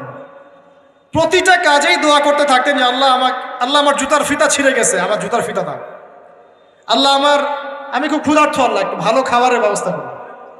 আল্লাহ আমি খুব পিপাসার্থ, আমার জন্য একটা ভালো হালাল পানির ব্যবস্থা করুন। আল্লাহ আমার সন্তানটা অসুস্থ, আল্লাহ তাকে শেফা দিও। আল্লাহ আমি স্ত্রী সন্তানকে রেখে সফরে আসছি, আল্লাহ বাসায় তুমি ওদেরকে হেফাজত করো। মানে প্রতিটা কাজের প্রতিটা চিন্তা আল্লাহর সাথে শেয়ার করে। এটা যে যত বেশি করতে পারে তার সাথে আল্লাহ পাকের সম্পর্ক তত বেশি কারণ। আর এটা করলে তিনটা লাভ। কটা লাভ ভাই? যে দোয়াটা করবেন হয় সাথে সাথে আল্লাহ পাক আপনাকে দিবেন, না হলে এই দোয়ার ওসিলায় আপনার তাকদীরের কোনো বিপদ আল্লাহ দূর করে দিবেন। মনে করেন আপনি দোয়া করেছেন, আল্লাহ আমাকে কালকে এই ব্যবসার এই কাজটা তুমি সলভ করো। কালকে গিয়ে দেখলেন সেই কাজটা আপনি পান নাই। আপনার কাছে মনে হচ্ছে যে হয়তো আমি দোয়া করলাম, কবুল হয় নাই, কিন্তু হয়তো এই দোয়ার ওসিলায় আপনার আগামী পরশু দিনের একটা বিপদ আপনার তাকদীরে আসতো, ওইটা আসে নাই। কথা কি বুঝতে পারলেন আমার কথা? এইভাবে আল্লাহ পাক দোয়ার বদৌলতে মানুষের তাকদীর থেকে অনিষ্টগুলো দূর করতে থাকেন। আর এটাও যদি না হয়, কিয়ামতের মাঠে নেকির পাল্লায় ওইটা আপনাকে আল্লাহ দিয়ে দিবেন। ওই দিন মানুষ বলবে যে কাশ দুনিয়াতে আমার কোনো দোয়াই যদি কবুল না হইতো, আজকে আমি জান্নাতে যেতে পারতাম। ওই দিন আমরা এই কথা বলবো। অতএব বুদ্ধিমান সে ব্যক্তি যে বেশি বেশি আল্লাহর কাছে দোয়া করতে থাকে, প্রতিটা বিষয়ে আল্লাহর কাছে দোয়া করতে থাকেন। আল্লাহ আমার মনটা অস্থির, মনটাকে শান্ত করো। আল্লাহ আমাকে কোরআন শিক্ষার তৌফিক দাও। আল্লাহ আমাকে নামাজ পড়ার তৌফিক দাও। আল্লাহ আমি হারাম সম্পর্ক থেকে বেরিয়ে আসতে চাই, আমাকে হালাল একটা সম্পর্ক করার তৌফিক দাও। দোয়া করা যায় না ভাই? আল্লাহ পর্দা করতে চাই, পর্দার পরিবেশ তৈরি করে দাও। আল্লাহ রিজিকের সমস্যায় ভুগছি, একটা চাকরি ব্যবসার ব্যবস্থা করে দাও। দোয়া করা যায় না ভাই? দোয়া করতে আমাদের কাছে আসেন কেন? হুজুর এটা যে ফু দিয়ে দেন, এখানে ফু দিয়ে দেন, এখানে দোয়া করে দেন, এটা করে দেন, সেটা করে দেন। আমি আপনার আবেগ কতটুকু বুঝতে পারবো? আমার দরকার একটা জব, এই জব ছাড়া আমি চলতেই পারছি না। আপনার ওই চাহিদা তো আমি বুঝতে পারবো না। আপনার চাহিদার ফিলিংসটাকে আমি বুঝতে পারবো? আপনার বাবা চলে গেছেন, বাবা হারানোর ব্যথা আপনি বুঝতে পারছেন, আমি খালি বলতে পারবো মুখ দিয়ে আল্লাহ আপনার বাবাকে মাফ করুন। আমি কি আবেগটা অনুভব করতে পারলাম? অতএব দোয়া সরাসরি আল্লাহর সাথে করার চেষ্টা করেন। আল্লাহ পাক এটাই বলেছেন যে ওয়াইদা সাআলাকা ইবাদি আন্নী ফাইন্নী করিব, যখন আমার বান্দারা আমার সম্পর্কে জিজ্ঞাসা করে হে নবী বলে দিন আমি খুব কাছেই আছি। উজিবু দাওয়াতাদ দাঈ ইযা দাআন, যখন বান্দা আমাকে ডাকে দোয়া করে আমি সরাসরি তার দোয়া কবুল করি, শুনি। একদম ঘাড়ের রগ, এই যে ঘাড়ের রগের চাইতে আল্লাহ আমাদের কাছে আছেন। সুবহানাল্লাহ। বাস আজকেই ফিরে আসেন প্রিয় ভাই, আজকেই ফিরে আসেন, আল্লাহর কাছে দোয়া করা শুরু করেন, আল্লাহ পাক তৌফিক দান করেন। আর দোয়া কবুলের অনেক সময় আছে, এই যে ওয়াজ মাহফিলের সময়, হালাকার সময়, শেষ রাত্রে, তাহাজ্জুদে, ফরজ নামাজের আগে পরে, হ্যাঁ বৃষ্টি বর্ষণের সময়, অনেক দোয়া আছে, সময় আছে। এই সময়গুলোতে দোয়া করলে আল্লাহ দোয়া কবুল করবেন ইনশাআল্লাহ। আর সবচেয়ে ভালো একটা অস্ত্র শিখিয়ে দিই আপনাদের, দিব। অন্য একদিন বলেছিলাম একটা লেকচারে, আরেকবার মনে পড়ে গেল বলে দিই। যদি দেখেন দোয়া আপনার কবুল হচ্ছে না দীর্ঘদিন ধরে, আল্লাহ পাকের কাছে অজু অবস্থায় 2 রাকাত নামাজ পড়ে কিছু ভালো কাজ করে, মানে ধরেন একটু কুরআন তেলাওয়াত, একটু দান সাদাকা, বা একটু আত্মীয়দেরকে দান সাদাকা, বা একটু এতিমের মাথায় হাত বোলানো, বা দিনের রাস্তায় কিছু খরচ করা, কোন একটা ভালো কাজ করে হাত তুলে আল্লাহকে বলবেন আল্লাহ তোমার সন্তুষ্টির জন্য আমি এই ভালো কাজটুকু করলাম। আল্লাহ তোমার তাওহীদের কালিমা লা ইলাহা ইল্লাল্লাহ এর ওসিলায় আমার দোয়াটা কবুল করুন। ইনশাআল্লাহ তাআলা আপনি আপনার দোয়ার ফল পাবেন ইনশাআল্লাহ। পরীক্ষিত আমার জীবনে এমন সময় গিয়েছে যে নিঃশ্বাস নিতে পারবো কিনা এটার গ্যারেন্টি ছিল না, শ্বাস নিতে পারবো কিনা গ্যারেন্টি ছিল না। আর মনে করবেন না এগুলোর জন্যে অদৃশ্য কোনো শক্তি দায়ী। এইগুলোর জন্য আপনার আমার মতো দাড়ি টুপিওয়ালা কিছু মানুষই দায়ী।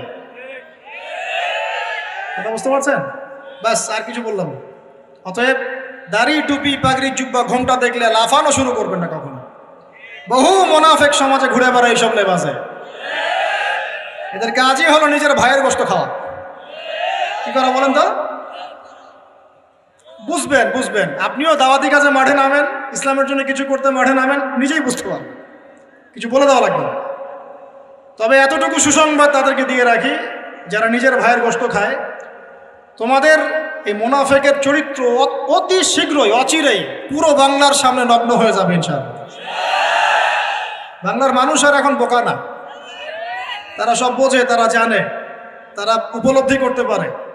তাদেরকে এভাবে ব্রেন ওয়াশ করা যায় না, এখন তাদেরকে এভাবে ডিমোটিভেটেড করা যায় না। তারা যুবকরা এখন পড়াশোনা করছে মাশাআল্লাহ, তারা ওলামায়ে কেরামের সোহবতে যাচ্ছে, তারা হক বাতিল চিনতে পারছে মাশাআল্লাহ। আস্তে আস্তে তারা এমন একটা জায়গায় যাবে, এই যুবকরাই আগামী দিনে ইনশাআল্লাহ জাতিকে নেতৃত্ব দিবে। তোমাদের যা করার আছে করতে থাকো, যত ষড়যন্ত্র পিছন থেকে করতে থাকো, কিছুই করতে পারবে ইনশাআল্লাহ। আরশের মালিকের কাছে যে কবুল হয়ে যায়, দুনিয়ার মানুষ তার কোনো ক্ষতি করতে পারে না, এটা মনে রাখবেন। ক্ষতি মানে কি? নবী সাল্লাল্লাহু আলাইহি ওয়াসাল্লামকে তো মানুষ গালি দিয়েছে।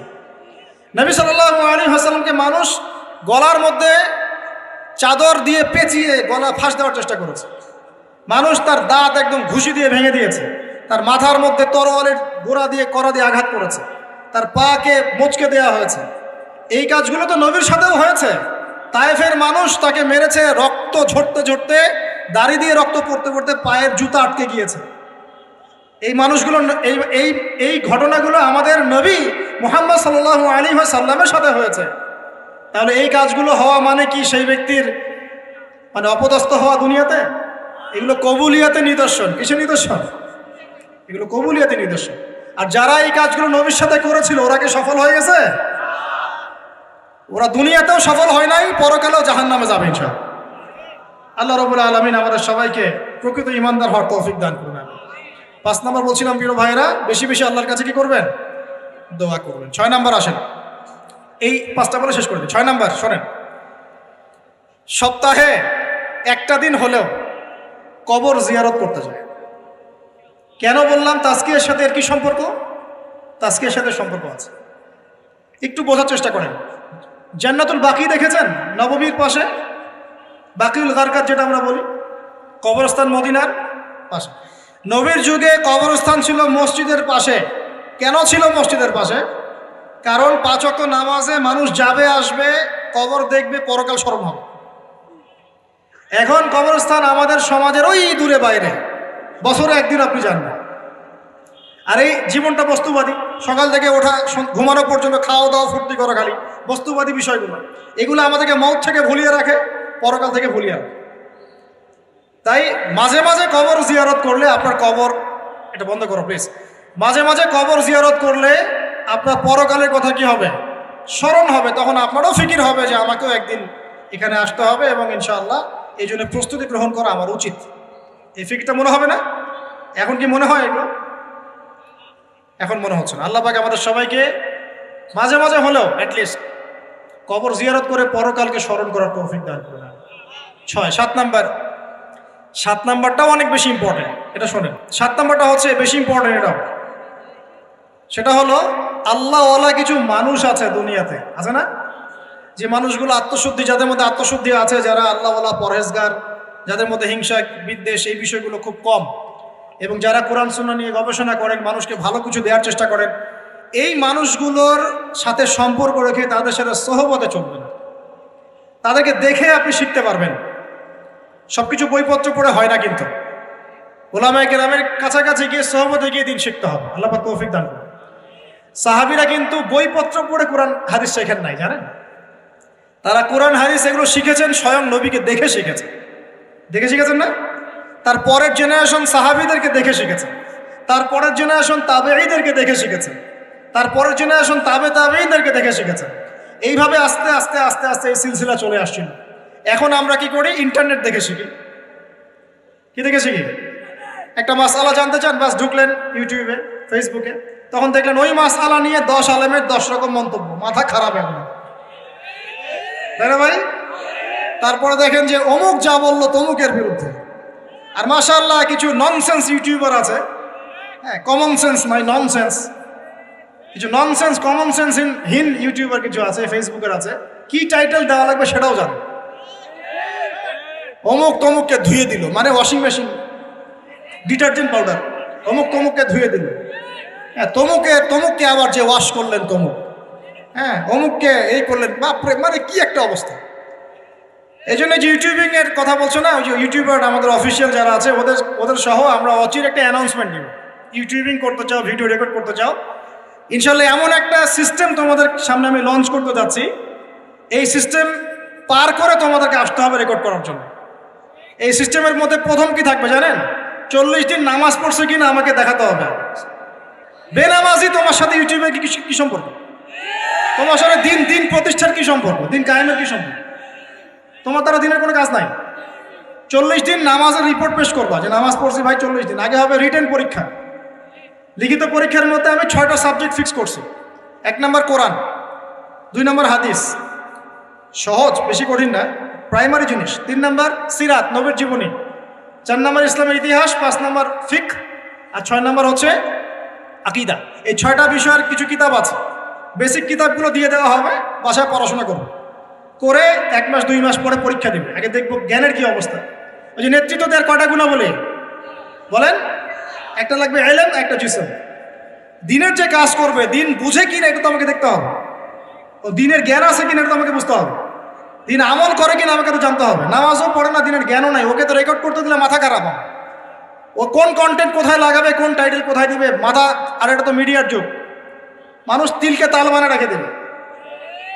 হ্যাঁ, যদি বলি এখন যে মাশাআল্লাহ আমরা একটা জান্নাতি পরিবেশে বসে আছি, দেখবেন কিছু বলদ বলে ফেলবে কালকে সাতক্ষীরা আর মাটিকে জান্নাতের সাথে তুলনা করলে আবু তো হাত।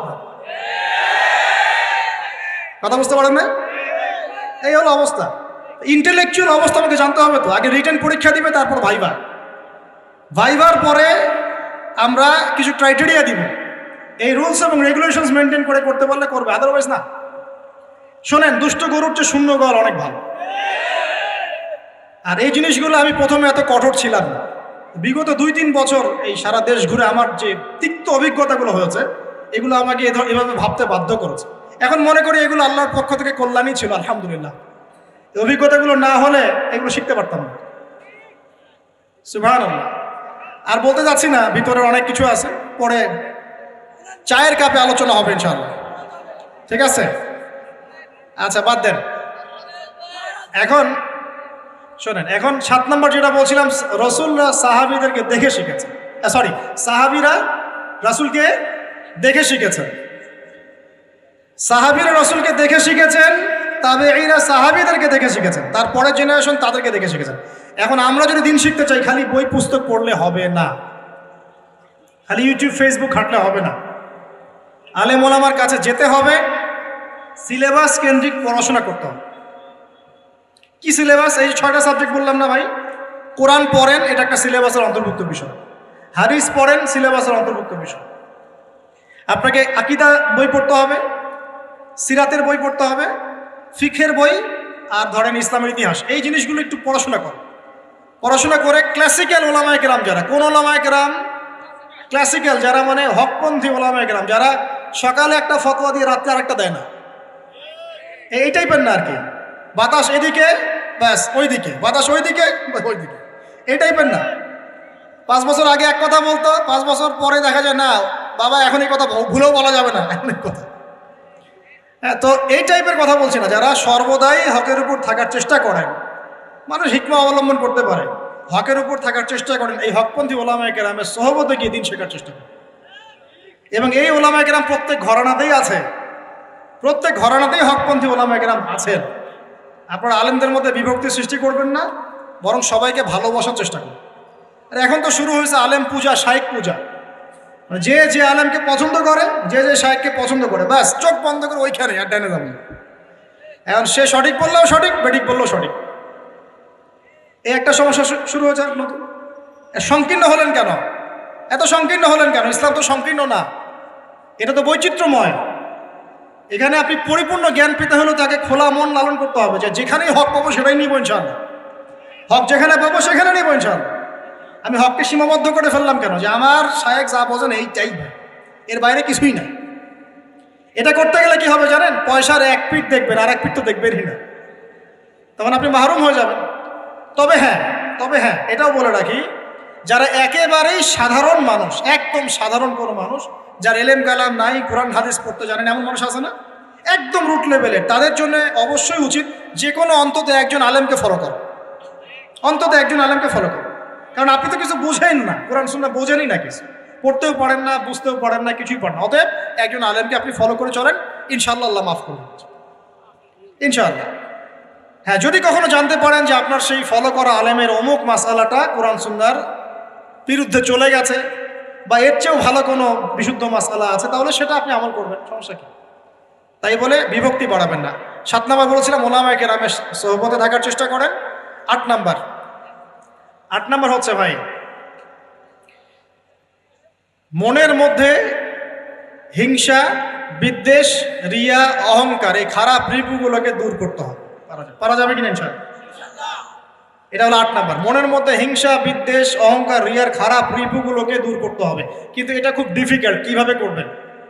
মনের মধ্যে চলে আসতে পারে, যদি চলে আসে পড়বেন আউযু বিল্লাহি মিনাশ শাইতানির রাজিম, পড়বেন আউযু বিল্লাহিস সামিউল আলিম মিনাশ শাইতানির রাজিম, পড়বেন আউযু বিকালিমাতিল্লাহিত তাম্মাতি মিন শাররি মা খালাক, পড়বেন বিসমিল্লাহিল্লাযী লা ইয়াদুররু মা ইসমিহি শাইউন ফিল আরদ ওয়ালা ফিস সামা ওয়া হুয়াস সামিউল আলিম, পড়বেন আমানতু বিল্লাহি ওয়া রাসূলিহি। এই যে দোয়া কালামগুলো পড়বেন, ইনশাআল্লাহ মনের মধ্যে এই সমস্যাগুলো চলে যাবে, ওয়াসওয়াসার একটা রোগ চলে যাবে ইনশাআল্লাহ। মনটাকে পবিত্র করার চেষ্টা করি, আল্লাহ পাক তৌফিক এনায়েত করুন। আর মন পবিত্র করার আমি দুই একটা আমল বলে দেই, নাহলে কঠিন হয়ে যাবে। খুব সহজ আমল, এতিম খুঁজে খুঁজে বের করে এতিমদের জন্য কিছু করার চেষ্টা করি। এতিম আছে না, মেয়ে ছেলে, এদের মাথায় হাত বুলান, আপনার মন পবিত্র হবে ইনশাআল্লাহ। ঠিক আছে? দান সদাকা বাড়ান, আপনার মন পবিত্র হবে ইনশাআল্লাহ। আল্লাহর জন্য ছেড়ে দেওয়ার মানসিকতা করেন, ছেড়ে দেন, আল্লাহর জন্য ছেড়ে দিলাম, আল্লাহর জন্য ত্যাগ করলাম, মন পবিত্র হবে ইনশাআল্লাহ।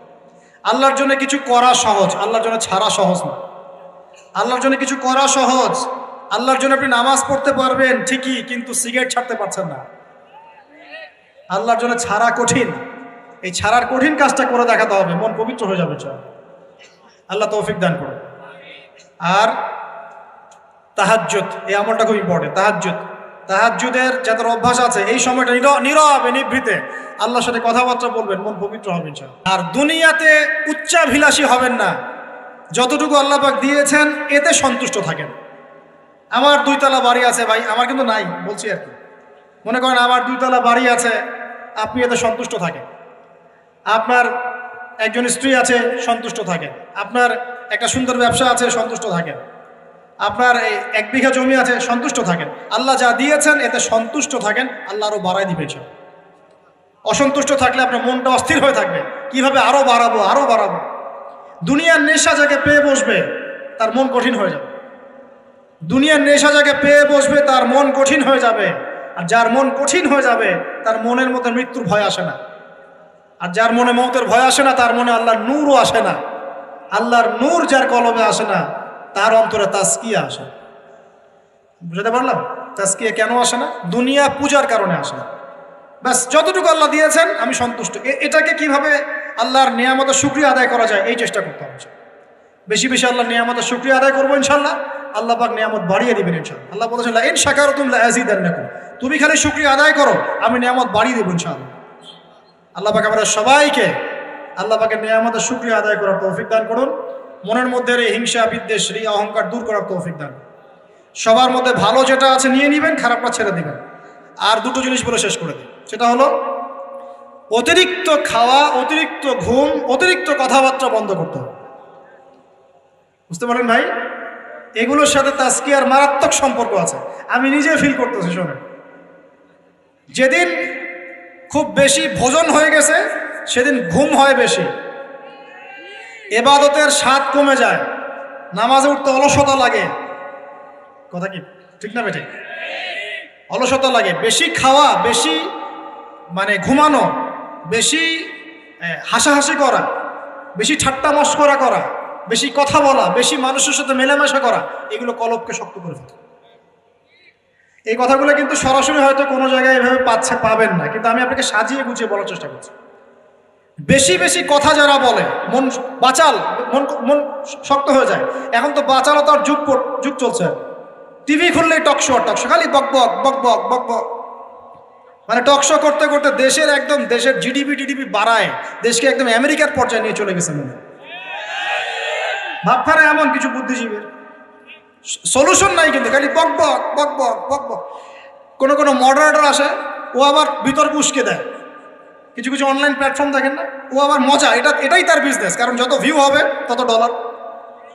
এখানে ওর স্বার্থ, এটা সব স্বার্থ, সবই স্বার্থে হচ্ছে এখন, স্বার্থ আর স্বার্থ। ঠিক আছে, তো এত বেশি কথার দরকার নাই। আমরা জাতি হিসেবে কাজ করে দেখাবো ইনশাআল্লাহ। আমাদের সামনে কোরআন আছে, সুন্নাহ আছে, একটা ইসলাম প্রেমী জনগণ আছে, আমাদের তারুণ্যের শক্তি আছে, আমাদেরকে আল্লাহ পাক শারীরিক শক্তি দিয়েছেন, মানসিক বুদ্ধিদীপ্ত একটা অবস্থান দিয়েছেন, আমাদের মাশাআল্লাহ ভালো নেতৃবর্গ আছে। ঐক্যবদ্ধভাবে আমরা ইসলামকে নিয়ে বিশ্ব জয় করবো। এত কথা নাই, খালি কাজ হবে চল। এত কথা কিসের? পারমাণবিক বোমা তৈরি করা হয়েছে একটাও? বলেন তো দেখি। কিম জং উন নাম শুনেছেন কিনা? মিসাইল ম্যান নাম কি? মিসাইল ম্যান, এতটুক মনে হয় সাইজ, চুলের কাটিং মাশাআল্লাহ,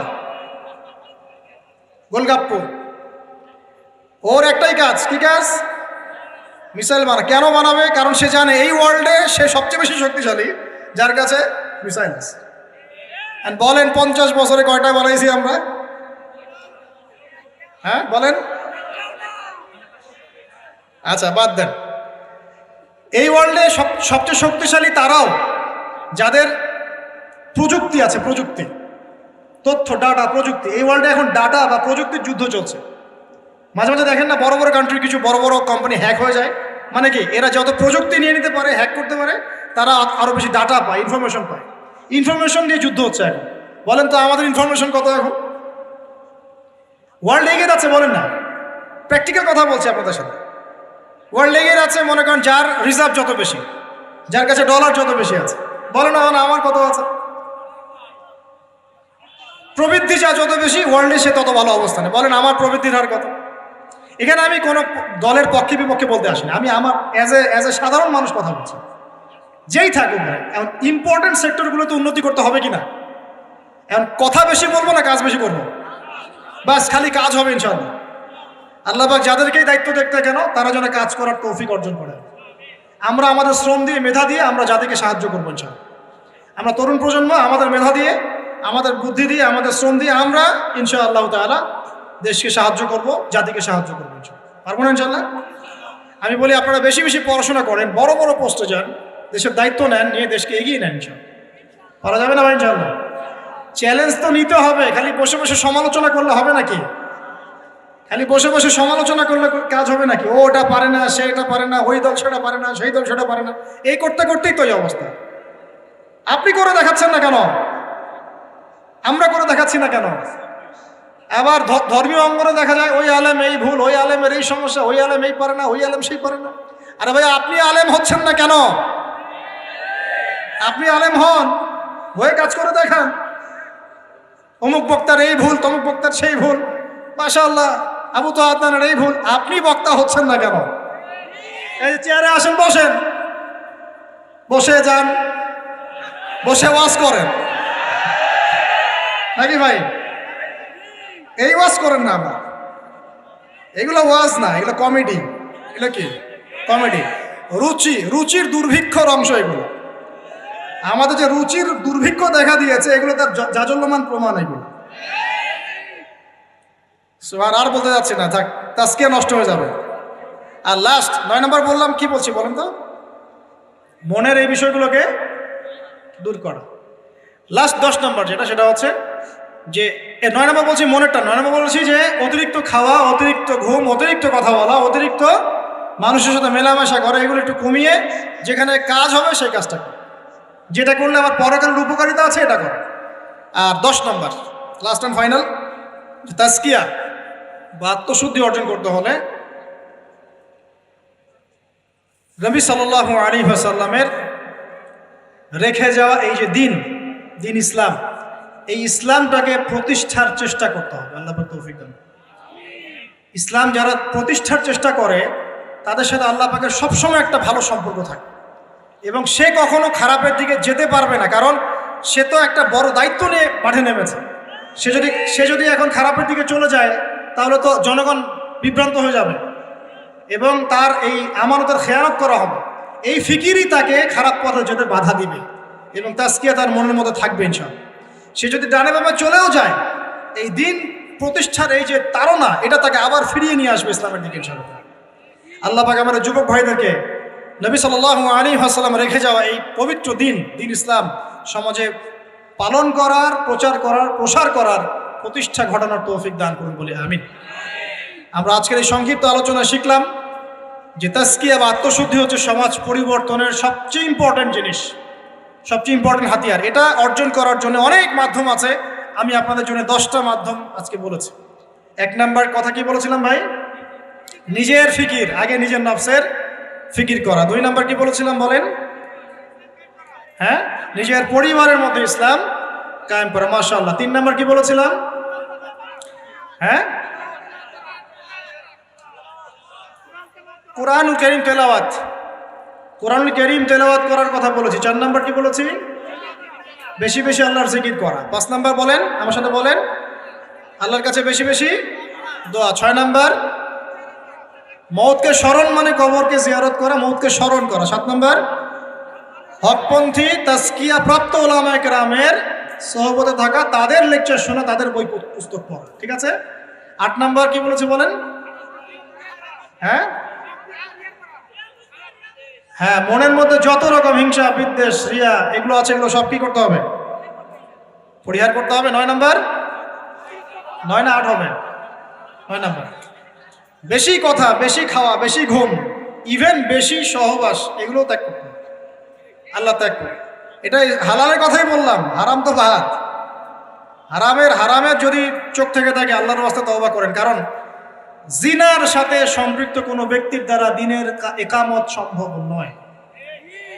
জিনা করলেই মনে নূর চলে যাবে। এই যে আজকের লেকচারটা শুনলেন, বাসায় গিয়ে যদি আজকে রাত্রে কোনো নগ্ন মেয়ের ছবি চোখের সামনে পড়ে যায়, আজকের সমস্ত লেকচারের নূর নষ্ট হয়ে যাবে। আপনি নিজেই বুঝতে পারবেন যে আপনার কলব থেকে নূরটা চলে গেল।